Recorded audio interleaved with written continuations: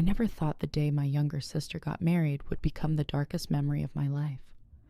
A lavish celebration glittering lights the radiant smile of the bride. And then, in just a few short seconds, it all twisted into a nightmare. Right there in the crowd in front of my son, my sister Bella turned me into a joke. She mocked me for being a single mother, called me leftovers, and the entire hall erupted in laughter. I thought that was the bottom of humiliation. All I wanted was to vanish to clutch my son and escape before anyone could shred what little dignity I had left. But then, something no one expected happened. The man who was supposed to be Bella's greatest pride that night, her brand new husband, stood up, seized the microphone, and brought the room to a standstill. That night, my life veered onto a different path, and the story didn't end at the wedding. It spread far beyond those glittering walls across the world, sparking a chain of events that for the first time in years led me back to myself. This is a story of public humiliation of justice, spoken aloud and above all, of the journey of a woman learning how to stand tall, lift her head high and say, "I am enough. I have always been enough." Chapter 1. Hook publicly humiliated. I will never forget that moment. My sister's wedding was supposed to be a day of joy, but instead it became a stage where my entire family turned me into the evening's entertainment. As the reception buzzed with laughter and music, Bella, my sister radiant in her glittering white gown, suddenly took the microphone. Her smile beamed, her voice brimming with confidence, as though the whole ballroom existed for her alone. The guests fell silent, expecting words of heartfelt gratitude or tender emotions. But instead, the first words that came out of her mouth made my heart sink. "We must thank my sister Emma for being here today. She's truly an inspiration for all the single ladies out there. Looking at her, we can see that. Even if no one wants to marry you, you can still learn to enjoy your own company." For a second, I thought I misheard, but the laughter that erupted from the tables crushed any fragile hope I had. I heard roars, whistles, and saw mocking glances dart toward me before turning away. The blood drained from my face. My heart pounded and my hand clenched tightly around the small palm of my son, Jack, only 8 years old. Before I could react, my mother, the one person I had always hoped would offer me shelter, joined in. From the head table, she leaned back in her chair, her voice elegant yet laced with scorn. "Oh, Bella, you're too harsh. But you're not wrong.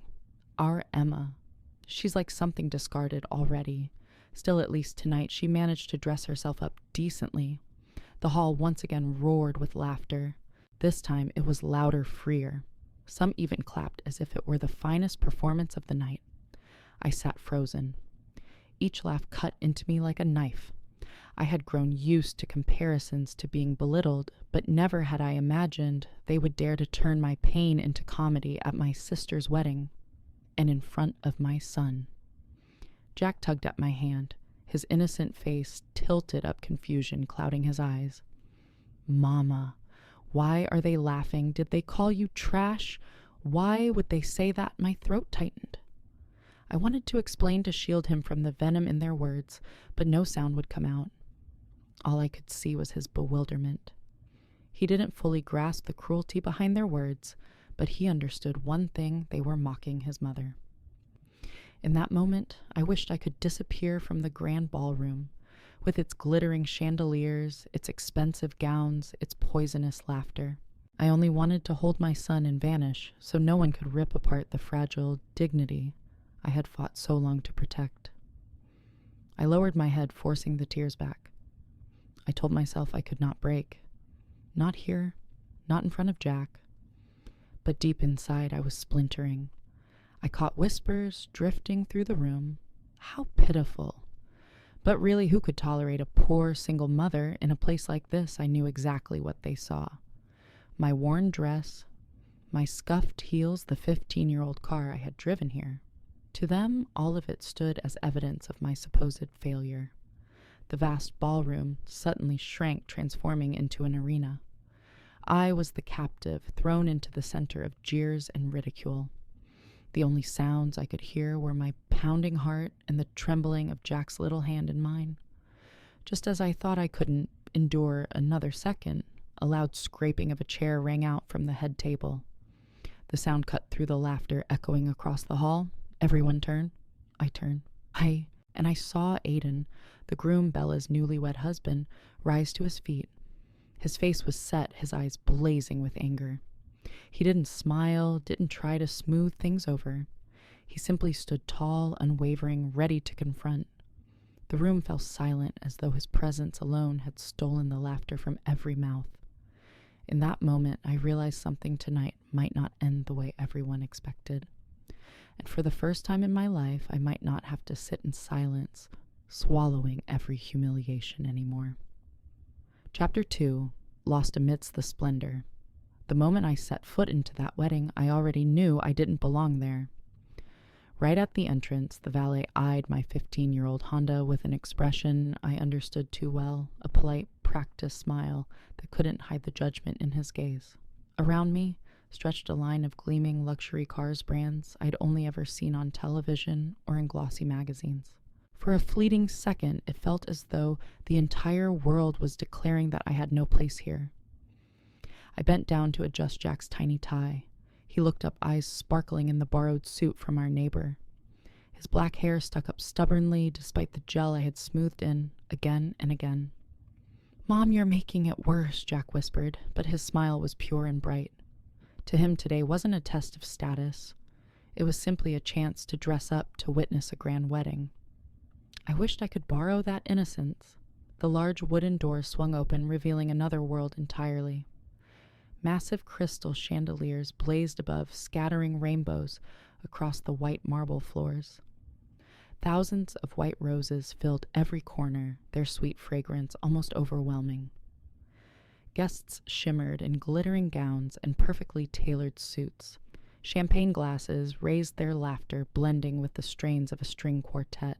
I glanced down at my navy blue dress, a dress I had spent 3 hours preparing for swiping my credit card almost to its limit, just to feel presentable enough to show up. Yet standing in the scene, I still felt small, clumsy, unnecessary. "Wow, Mom, it's like a castle," Jack exclaimed, his eyes wide with wonder. I squeezed his hand, swallowing the tightness rising in my throat. Yes, for him, this was magic. For me, it was a bitter reminder that I didn't belong in such opulence. Relatives' eyes began to fall on me. I caught Aunt Margaret's scrutinizing look as it flicked over my dress with disdain. I saw my cousin Sarah arch an eyebrow, her manicured finger tapping her glass as she whispered something to her husband. I couldn't hear it, but I didn't need to. I knew exactly the kind of remarks they made. And then my mother appeared. She swept toward me in a glittering emerald gown, her posture regal, her smile dazzling as though welcoming an honored guest. "Emma, you're here. And look at Jack, he looks so handsome." She brushed past me with a perfumed embrace, her eyes flicking briefly to my worn shoes I had relied on for 3 years. One heel slightly loose, but still sturdy enough to carry me. In that instant, I understood even my presence tonight was nothing more than a minor detail in the grand performance she wanted to display. Jack didn't notice. His gaze was fixed on the ice sculpture of 2 swans at the center of the hall, his eyes full of awe. But for me, every step felt like walking a tightrope. One more condescending glance and I might crumble. We threaded through the crowd, overhearing fragments of conversation vacations in the Maldives stock prices on the rise golf club memberships. It was as though they were speaking a different language. For me, each month was a battle with school fees, rent, and unexpected medical bills. Here they spoke of luxury trips as casually as they would of dinner plans. "Grandma looks really happy," Jack whispered. I forced a smile. "She loves weddings, sweetheart." But in my heart, I knew her joy wasn't born of love. It came from the glitter, from the chance to boast that her daughter had married a wealthy, successful man. As for me, the daughter labeled a failure, I was nothing more than the shadow she wished she could hide. When I entered, I already felt out of place. But the deeper I walked into this dazzling world, the clearer it became. I was standing in a place that was never meant for me, and I knew not a single glance tonight would grant me mercy. Chapter 3. Bella the Queen, A Tale of Two Lives. The bridal suite felt like a throne room set in a castle. When I stepped inside, Bella sat at the center, her white gown billowing like an ocean of silk, surrounded by bridesmaids fussing over her hair and makeup, while a photographer's camera clicked incessantly, desperate not to miss a single shot. The lighting bathed her face, making her look flawless, radiant, confident, like a queen reigning over her domain. I had long grown used to Bella being the star. Since childhood, she had always shown beautiful, charming, brilliant, adored by everyone. I, on the other hand, was the opposite. Awkward, never good enough, always, the shadow lingering behind. Over the years, I had forced myself to grow accustomed to that role, and yet, seeing Bella today, my heart still ached. Emma Bella spotted me, her voice syrupy sweet, her smile dazzling. "You're here. You look so pretty." The compliment rang in my ears like an old refrain I'd heard all my life, the kind of hollow praise reserved for the runner-up, the same tone I'd heard as a child when I got a consolation prize while she held the gold trophy. I returned her smile and said, "You look truly beautiful, Bella. Absolutely stunning." My words were sincere. She was breathtaking. But inside, the sting remained. Jack clung close to me, uneasy under the flash of cameras and the scrutinizing glances that swept over him, as if he were merely another prop in the photo session. He wasn't used to such ostentatious attention. Neither was I. We were just two outsiders in a room where every detail was orchestrated to glorify Bella. During those few brief moments of conversation, I tried to act natural, but the atmosphere in the room made one thing clear: I didn't belong. The cheerful laughter, the talk of lavish honeymoons, the endless praise for a wedding dress worth tens of thousands of dollars, all of it made me feel like I was intruding on a stage where I had never been invited. I squeezed Jack's hand gently. "Let's go find our seats, sweetheart." I didn't want my son standing another second in that room where my own presence only magnified how small I felt. Stepping outside, the full grandeur of the wedding spread before me, breathtaking and suffocating all at once. Rows of pristine white chairs stretched toward an altar overflowing with roses. I heard guests murmuring about this dream wedding, marveling at how Bella shone, how she had secured everything one could ever want. I let out a quiet sigh. All her life, Bella had been given every chance to shine, and me, I had learned to linger on the sidelines, silent, watching her become the family's pride. Today was no different. Once again, I had been cast into the role of the supporting character, and I was used to it, but this time something was different. Jack was sitting beside me, and he deserved to see his mother stand tall, not buried beneath anyone's shadow. Chapter 4. A Perfect Ceremony. A Fractured Soul. As the music began, the entire hall fell silent. Every gaze turned toward Bella walking slowly down the rose-covered aisle on my father's arm. I could not deny it. She looked like a dream. The chandeliers above cast their glow on her white gown, making it shimmer as though thousands of stars were dancing around her. Seated in the third row, I felt the difference clearly. Close enough to prove I was family, yet far enough to be reminded that I was never the center. I had grown too familiar with that placement. For years, I had always been the one behind, standing outside Bella's spotlight. Jack sat beside me, his eyes fixed on the altar. "Mom, is that the groom?" he whispered. I nodded. "Yes, that's Aiden." I had only met him a handful of times, and to me he seemed a polite, composed man, never flashy. I had once wondered what he truly saw in Bella beyond her beauty and charm. But perhaps sometimes that was all it took. The ceremony unfolded flawlessly, not a detail missing. The efficient recited vows the choir sang petals floated in the air as Bella walked past. Everything mirrored the extravagant weddings I had only seen on screen. Yet amid the perfection, I felt like a blot of ink staining a sheet of pure white silk. I looked around at Bella's glowing friends, at Aiden's proud colleagues. They laughed, they cried with joy, they held hands in shared warmth. And what I saw was the bitter truth. This was Bella's world now, one I could never step into. For a fleeting second, I felt pride. After all, Bella had achieved what our family had always wished for. But envy pierced me too sharp and undeniable. I had once longed for such a moment a day when I could see respect in my family's eyes. Instead, all I ever received were sneering glances and whispers behind my back. When the applause rose and the crowd stood, I stood too, though my hand holding Jack trembled. He didn't notice. His eyes shone as he whispered excitedly, "It's so beautiful, Mom. I've never seen anything so beautiful." I forced a smile and answered, "Yes, it's beautiful." But inside I knew that beauty only made the divide between their world and mine even clearer. The photographer circled, capturing each radiant face. When the lens turned toward me, I instinctively looked away. I didn't want my unease, my insecurity immortalized among their perfect memories. I had grown used to being the extra in this family story. Throughout the ceremony, I kept silent, sat straight, smiled when required. But within me, it felt like I was straddling two worlds. Bella's world, brilliant, whole, celebrated, and mine, faded, struggling, dismissed. Never had the distance between them felt so stark.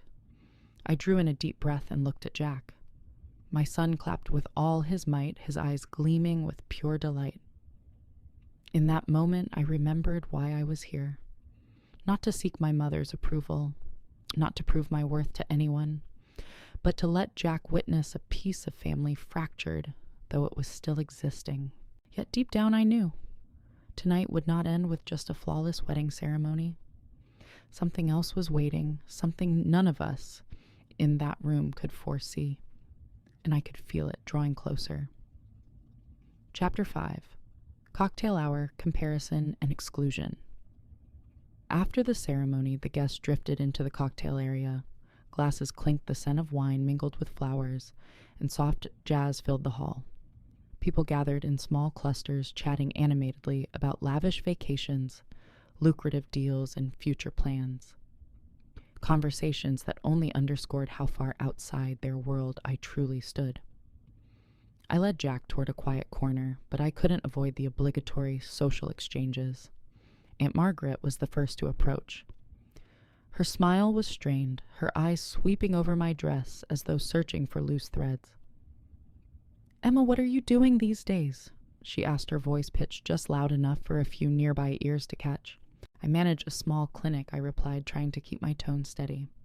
For the briefest moment, I saw a flicker of genuine interest in her eyes, but it was quickly replaced by indifference, as though I had just described some trivial, unimpressive job. "Oh, I see," she said before seamlessly pivoting to boast about her son being hired by a prestigious law firm. Another relative asked about Jack. "And where's his father?" The question came with a polite smile, but the discomfort beneath it was clear. I gave my usual short answer. "We separated. It's complicated." Instantly, the air turned awkward. The person glanced at their glass, then shifted the conversation elsewhere, as though Jack and I were an inconvenient detail they didn't know how to handle. As I endured each question, Jack wandered, wide-eyed, fascinated by everything around him. He marveled at the trays of elaborate hors d'oeuvres, sampling the tiny dishes he had never seen before. When the band struck up a livelier tune, he froze in place, watching the musicians with awe. His innocence cut both ways, bittersweet relief. To him, everything was new and magical. To me, it was suffocating, a minefield of comparison and invisible walls. From across the room, I watched Bella glide effortlessly between groups of guests. Her smile dazzled, her words struck just the right note of charm, every gesture radiating the grace I had never mastered. She always knew how to make others feel important, and, in return, she became the center of every room she entered. I glanced down at my own hands, accustomed to flipping through patient files, jotting down appointments, coaxing my son through simple dinners. I had never known how to shine like Bella, and to my family, that meant I would always be the loser. Another relative approached, raising their glass. "Emma, your sister is so lucky, and what about you? Anyone special these days?" I forced a smile, shook my head. Their look of pity cut deeper than any insult. I knew exactly how they saw me, not as a strong mother raising her child alone, but as proof of failure. Jack tugged my hand, his eyes alight as he pointed toward a large stained glass window. "Mom, look, the light is so pretty." I lifted my gaze and saw the last rays of daylight streaming through, painting the room in golden brilliance. The moment reminded me that, no matter how others judged me, Jack still saw the world as full of wonder. And in his eyes, I wasn't a failure. I was his mother. I was his only safe place. I drew a deep breath, forcing myself to stay steady. But deep inside, I knew the true storm of this night had yet to break. And I was far from ready for what was coming. Chapter 6. Speeches and a Fragile Hope. The gentle clinking of a spoon against glass rang out, cutting through the unfinished conversations around the tables. I exhaled softly, knowing this meant the speeches were about to begin. Truthfully, I felt a hint of relief. At least while someone held the microphone, I wouldn't have to field more veiled questions about my job or my broken marriage. Beside me, Jack had just finished his second slice of wedding cake, his little face glowing with carefree delight. He looked around eagerly, waiting to see what would happen next. The first to stand was Marcus Aiden's best man and longtime friend. Tall, confident, with a quick wit, his voice soon had the entire room laughing. He told stories from their college years, how Aiden's cooking once turned so disastrous he burned water boiling pasta, which made Jack giggle uncontrollably. Then he shared how Aiden once booked tables at 5 different restaurants to impress a girl forgetting to cancel, leaving an entire block of waiters waiting for the special guest who never showed. Laughter rippled through the hall. Even I found myself chuckling the first time all evening that the tightness in my chest loosened. In those moments, Aiden, the perfect groom in everyone's eyes, seemed real vulnerable, trying flawed human. Next came Bella's maid of honor, her closest friend from high school. Her voice trembled with emotion, tears shining as she spoke of Bella's loyalty and devotion, of glamorous shopping trips in Paris, of golden sorority days filled with laughter. I sat in silence, my throat tight. All the while, I remembered those years differently. My part-time jobs counting every dollar to help cover tuition while Bella was given ballet classes that cost more than my entire monthly paycheck. Those pieces of the past would never make it into a wedding speech. Before this audience, Bella was flawless, beautiful, talented, beloved. And me, I had never been allowed a place in that perfect narrative. Jack began twisting his napkin into strange shapes, bored. I placed my hand gently over his. "Sit still, sweetheart. We're almost done." He looked up at me with faint disappointment, but nodded obediently. Applause filled the hall as the speech ended. My eyes turned to Bella, glowing under the lights, the focus of every gaze. And then unexpectedly, a small ember of hope flickered inside me. Maybe, just maybe, when Bella held the microphone, she would mention me. Perhaps she'd recall our childhood whispers of dreams in the dark. Perhaps she would grant me for once a sliver of recognition, a fragment of sisterhood. When Marcus announced, "And now let's hear from our beautiful bride Bella," my heart sped up. The hall fell silent, every face turned toward her. Bella rose her gown sweeping wide and walked to the microphone with radiant confidence. Her eyes found me. For a fleeting second they lingered. My heart thudded, trembling with fragile anticipation. Maybe this was it. Maybe I had been wrong to think she'd forgotten what we once shared. Maybe tonight I would not be the outsider. Bella smiled, her voice sweet and melodic. "Thank you all for being here tonight. This day would not be complete without the love and support of family and friends." The crowd nodded, attentive. I squeezed Jack's hand tighter. That tiny spark of hope inside me grew.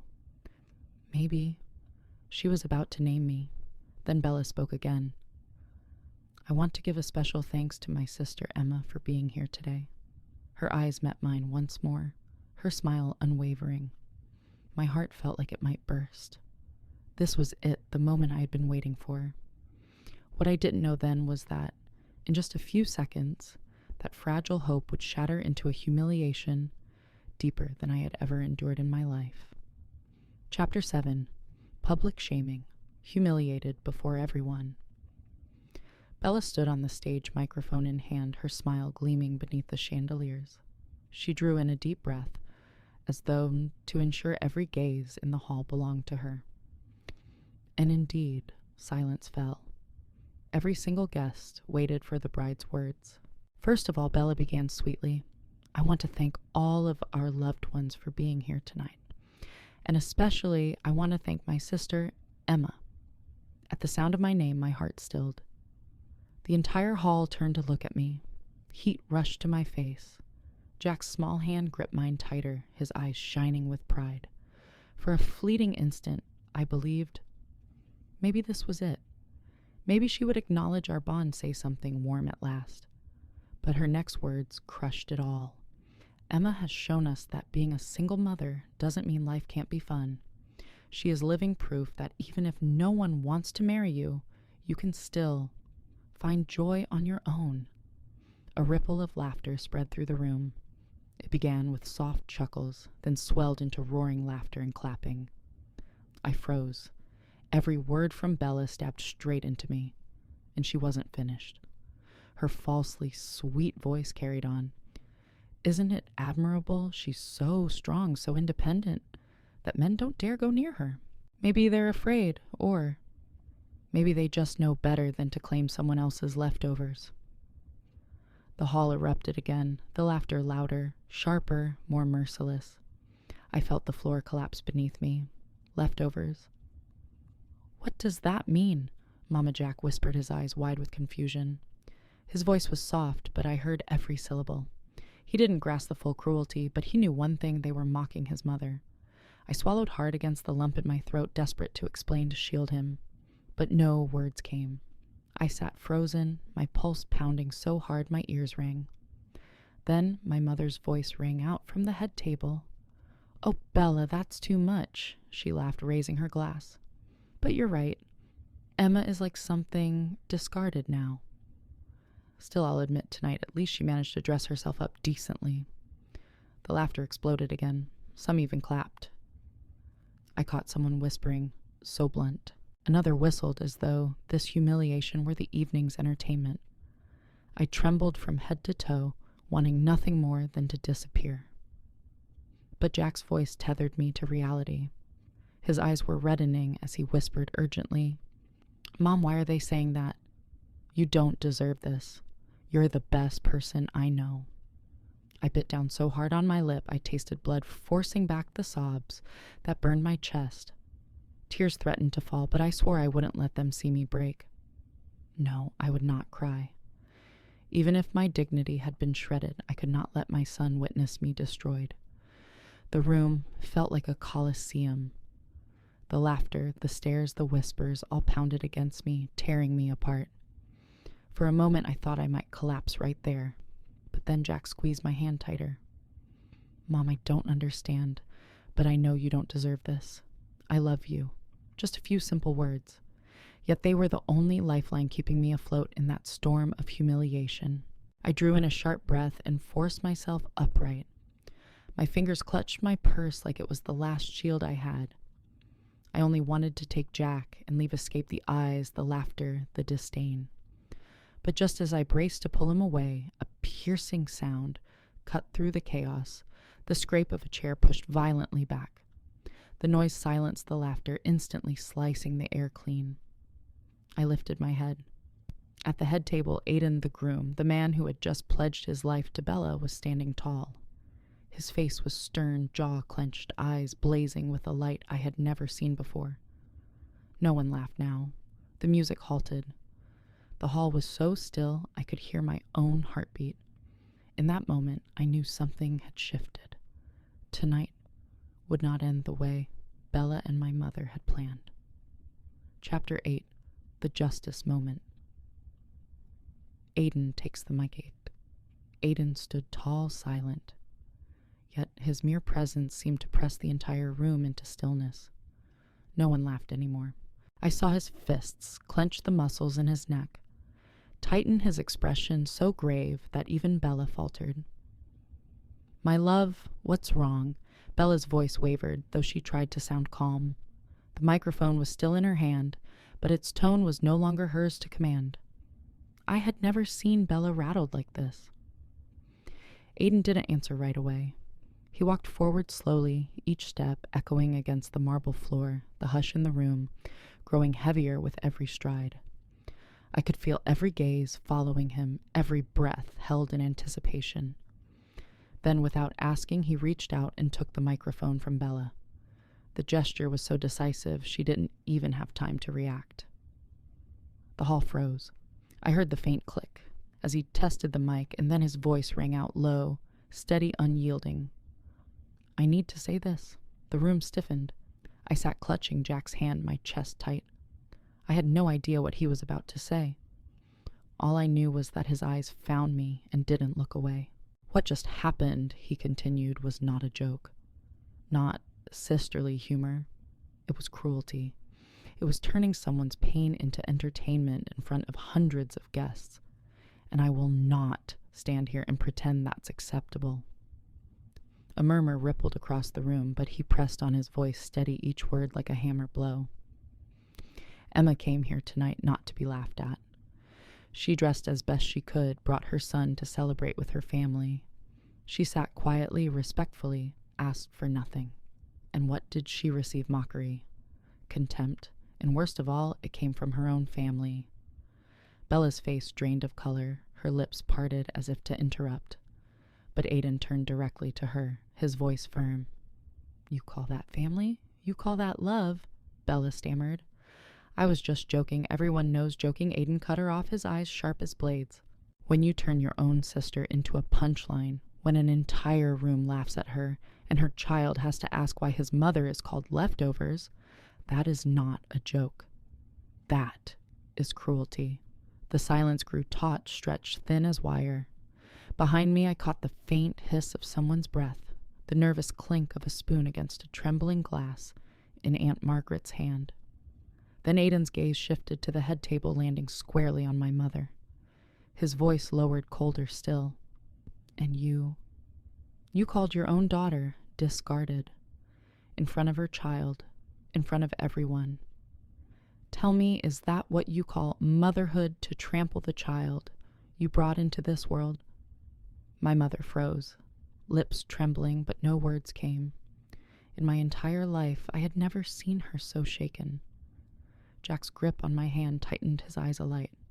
He didn't fully understand, but he knew one thing: someone was standing for his mother, and for him that was everything. Aiden swept his gaze across the hall. "I've heard many speeches tonight about family values, about tradition, loyalty, unity. But if this is how you treat one another, then let me be clear. I want no part of such a family." The hall was utterly silent. My heartbeat thundered in my chest. Aiden drew in a long breath, then turned back to me.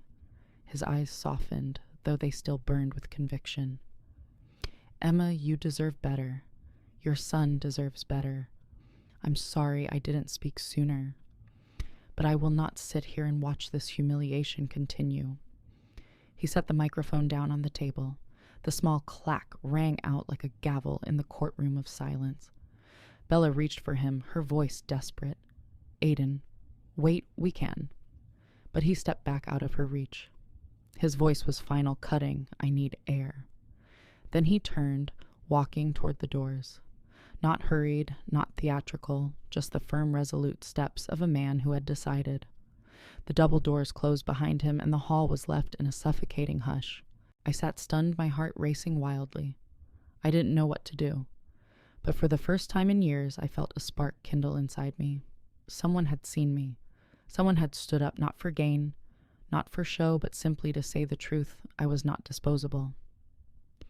Jack looked up at me, whispering, "Mama, will he get in trouble?" I squeezed his hand, rose to my feet, and lifted my head high. No sweetheart, not at all. He just did the bravest, most right thing anyone has done tonight. Chapter 9. Viral and Aftershocks. When the doors closed behind Aiden, the room sank into suffocating silence. No one spoke. Only scattered whispers flickered through the air like embers under ash. I rose, holding Jack's hand tight, forcing my steps steady as I led him out. But just as we crossed the threshold, I heard the murmur behind us. Did anyone catch that? Did someone record it? Then came the familiar clicks of phones lighting up in eager hands. As I stepped into the night, I knew instinctively this evening would not stay contained within those glittering walls. The valet returned my keys with an awkward look. I could tell he had heard. I wanted only to flee to take Jack home. Yet before I could even drive away, my phone began buzzing nonstop. Messages from unknown numbers, notifications from social platforms I hardly used. Confused, I unlocked it until a message from an old college friend appeared. Emma, this video is everywhere. I clicked. My heart dropped. Someone had recorded everything. Bella's cruel words, my mother's mocking echo, and Aiden's voice booming as he seized the microphone. The shaky footage didn't matter. The audio was crystal clear. I heard again my mother's laughter and Aiden's words striking like a verdict. This is not a joke. This is cruelty. By the time I got Jack home, the video had over 3,000 shares. That night, I didn't sleep. I just sat watching my son breathe peacefully while my phone buzzed endlessly. Comments poured in from around the world. They called Aiden the wedding hero.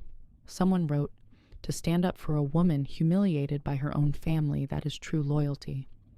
A single mother in Texas commented, "I cried watching this. No one deserves to be treated that way, especially in front of their child." Each message was like a stitch mending the dignity that had been torn from me. Strangers saw what my own family had refused to acknowledge, that I was worthy of respect. But the ripple didn't stop at empathy. Within a day, news sites were posting the clip under sensational headlines. Bride mocks sister at wedding groom walks out mid-reception. I saw Bella's frozen image in her wedding gown standing stricken with the microphone plastered across countless articles.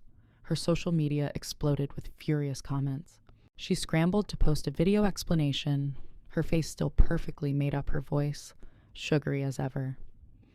It was just sisterly humor. We love each other. People misunderstood, but no one believed her. One comment, liked thousands of times, read, "A joke when your sister and her child cry, when your own groom walks out in disgust. That's not love. That's malice." Within hours, Bella shut down her comments, but screenshots had already spread everywhere.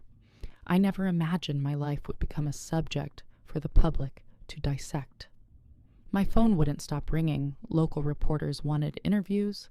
News outlets were calling it a defining moment of courage. While I reeled from the attention, Bella began to taste the consequences. A family acquaintance whispered to me that some of her business partners were reconsidering contracts, worried about her tarnished image. And my mother, she remained silent. No call, no apology, nothing. That night, I sat alone in the living room, the blue glow of my phone lighting my face.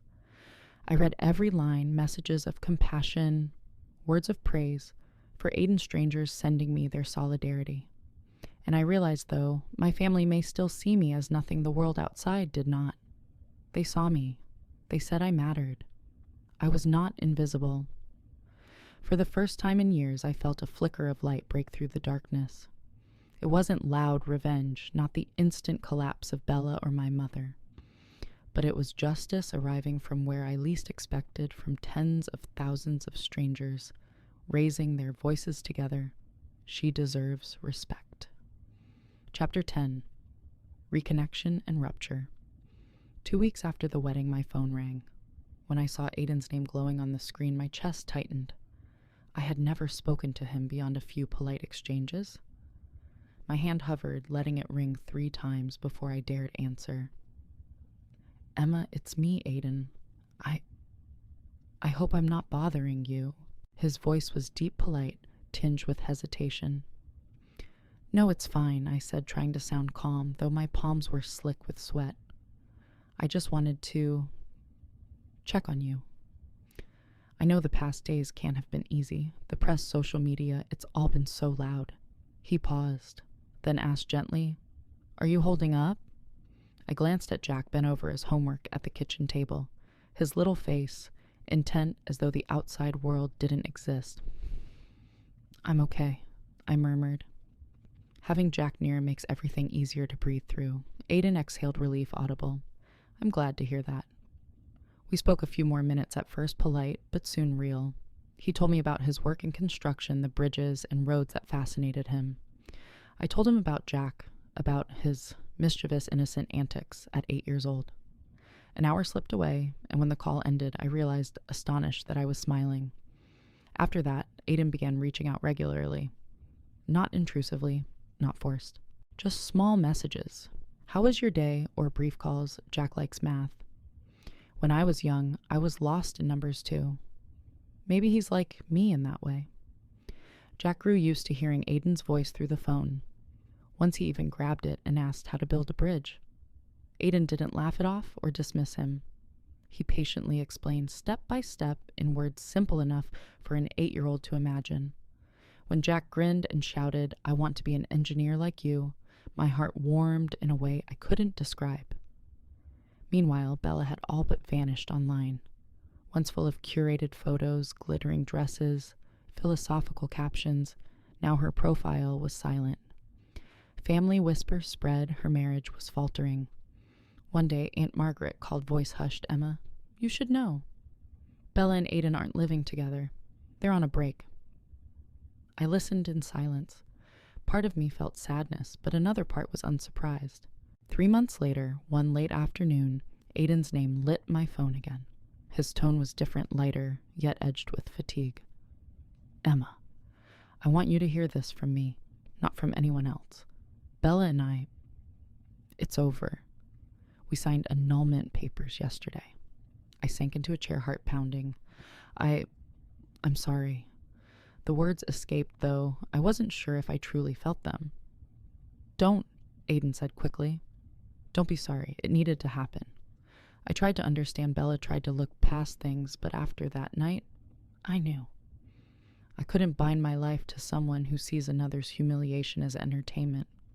His voice dropped steadier, almost solemn. I realized I was in love with an image, not a person. I lied to myself, and in the end, it was you who woke me up. Seeing you endure in silence, seeing Jack stand for you, I knew then where true worth lies. I was speechless. His words echoed in me, stirring emotions I had never expected to feel from someone like him.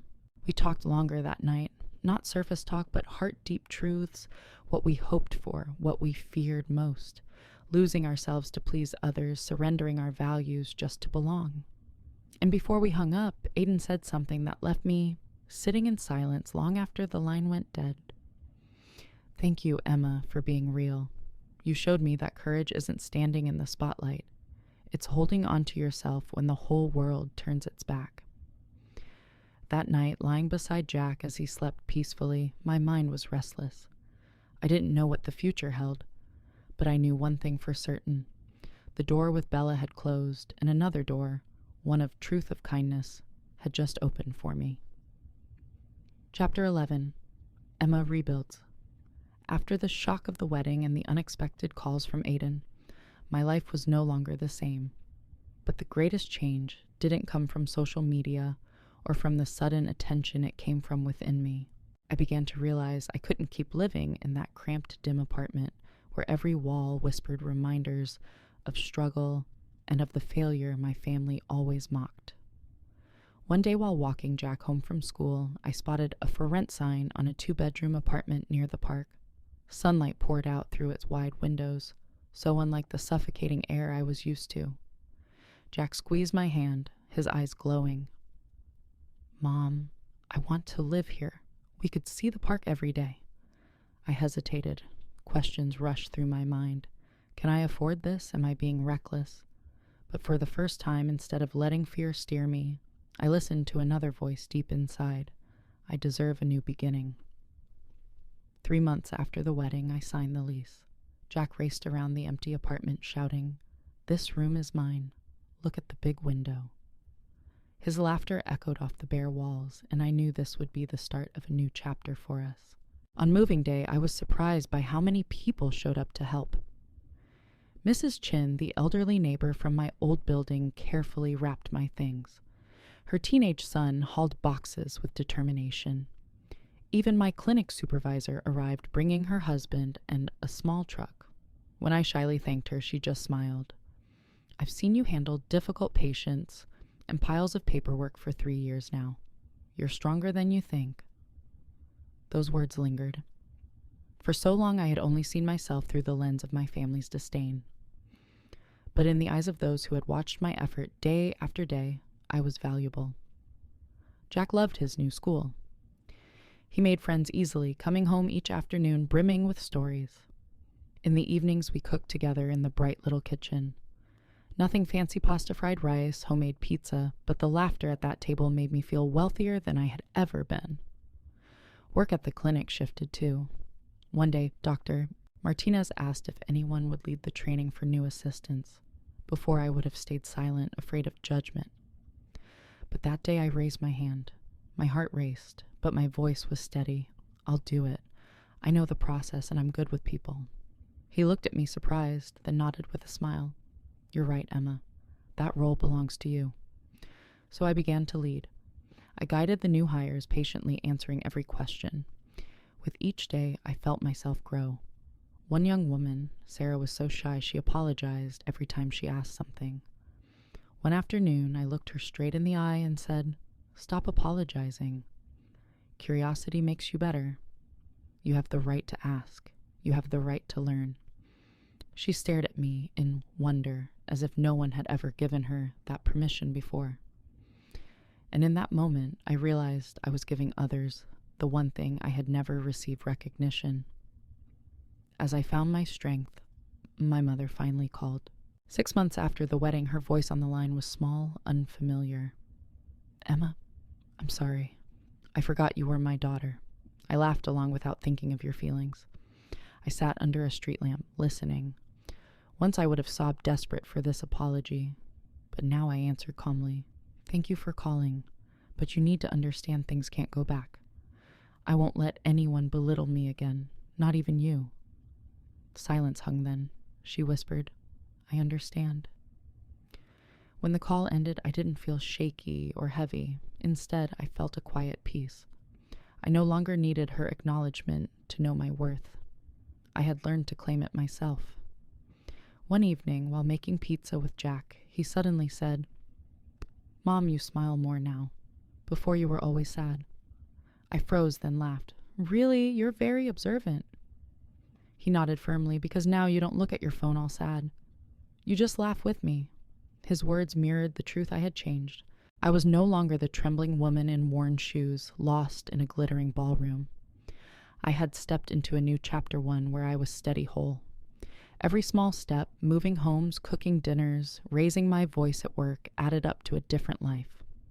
A life I had never believed I could reach. And through it all, I learned something vital. The sweetest revenge isn't watching others fall. It's standing tall, living brightly, living joyfully, despite everything they once said about you. Chapter 12, Freedom and Wholeness. A year after Bella's wedding, my life was completely different. I was no longer the timid woman shrinking in a corner of the ballroom, flinching under every judging glance. I had learned how to walk into a room with my back straight, my eyes steady, carrying a quiet certainty. I belong here. That year, I rebuilt my life piece by piece. The new apartment Jack and I moved into had become a real home. The once blank white walls were now covered in his playful drawings. The bookshelves slowly filled with novels I had long dreamed of reading. Every evening we cooked, laughed, and shared stories of our day.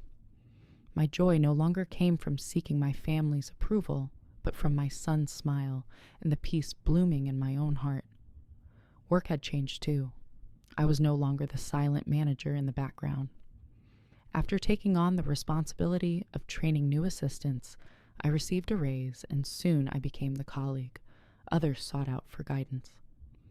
I realized my worth didn't depend on whether my family deemed me a failure, but on how I treated others with patience, fairness, and kindness. And then one spring evening, my phone lit up with an unexpected message from Aid and Emma. I know this might be strange, but would you and Jack like to have dinner with me as friends? I stared at those words for a long time. My heart raced, but this time not from fear or worry. I smiled, then typed back, "Yes, friends." 2 weeks later, we sat together in a cozy family restaurant. Jack ordered fried chicken and laughed loudly as he recounted stories from school. Aiden listened with genuine attention, asking questions that made Jack chatter endlessly in delight. And me, I felt relaxed. No weight on my shoulders, no comparison hanging over me. Just 3 people sharing a simple, honest meal. When Jack ran off to the arcade corner, Aiden turned to me. His eyes were soft but steady. "Emma, you look completely different from a year ago. More confident. Like you finally found yourself."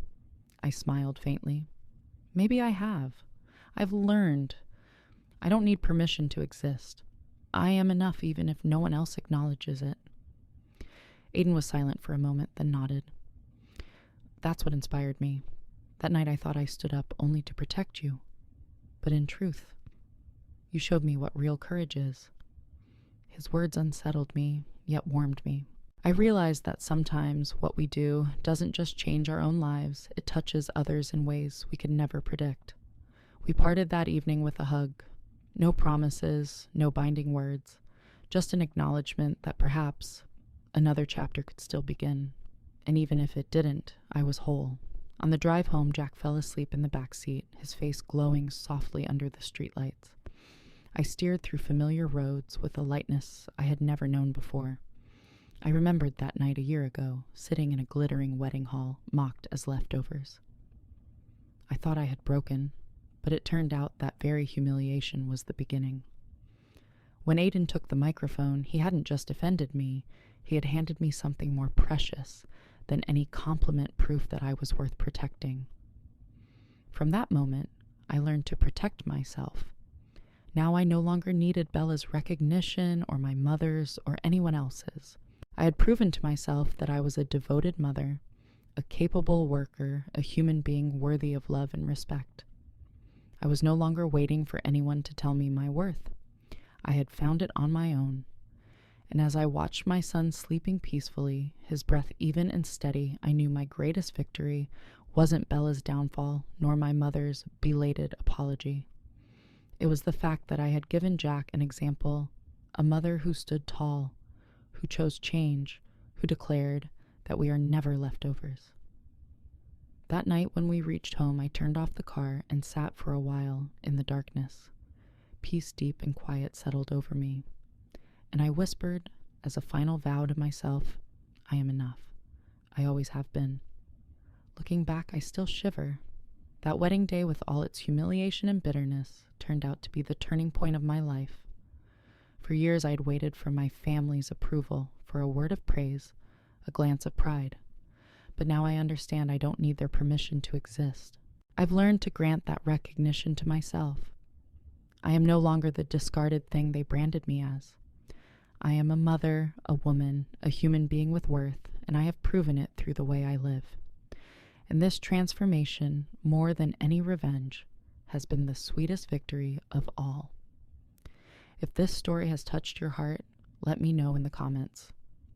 Which moment moved you most? Was it when Aiden stood up and took the microphone? When I moved into a new apartment to start fresh? Or when my son told me, "Mom, you smile more than you used to. Don't forget to hit like to support the channel and subscribe to Scarlet Vows so you won't miss more stories filled with emotion and strength." Because sometimes it's the deepest wounds that open the path to freedom. And I want you to remember this. You don't need permission to exist. You have always been enough.